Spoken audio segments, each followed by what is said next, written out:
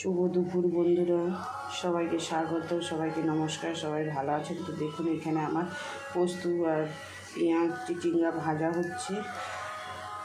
দেখুন বন্ধুরা, এখানে চিংড়ি মাছের বাটি চুরির জন্য আমি সব কাঁচা মশলা মাখিয়ে বসিয়ে দিয়েছি বাটি করে, যে ঢাকা দিয়ে দেবো। ধীরে ধীরে ওটা হতে থাকবে।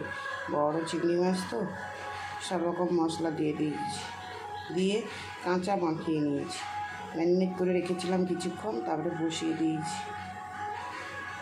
চিংড়ি মাছ এইভাবে কে কে খেতে ভালোবাসেন কমেন্ট করে জানাবেন।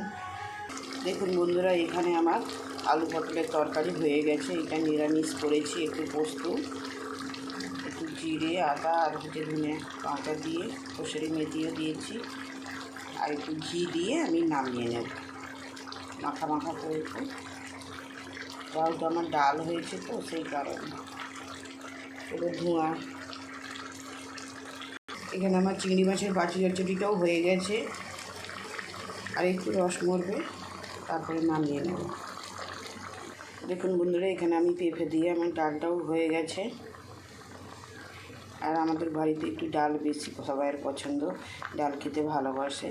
যতই তুমি ঝোল ঝাল করো না কেন, ডাল চাই। দেখুন বন্ধুরা, এই চিঠি ক্যাংড়া খেতে ভালোবাসেন কমেন্ট করবেন। আমাদের বাড়ি কেউ খায় না, আমি আর শাশুড়ি খাই, সেই কারণে আমি অল্প নিয়ে এসেছি 500। তো একদিনে বেশি খাওয়া যায় না, সেই জন্য অল্প করে একটু টক করবো তেঁতুল দিয়ে। এখানে আমার শাশুড়ি তেঁতুলের টক খেতে খুব ভালোবাসে, সেই জন্য তেঁতুল দিয়ে টক করবো। কে কে খেতে ভালোবাসেন কাঁকড়া কমেন্ট করবেন। বন্ধুরা ভালো থাকুন, সুস্থ থাকুন, টাটা।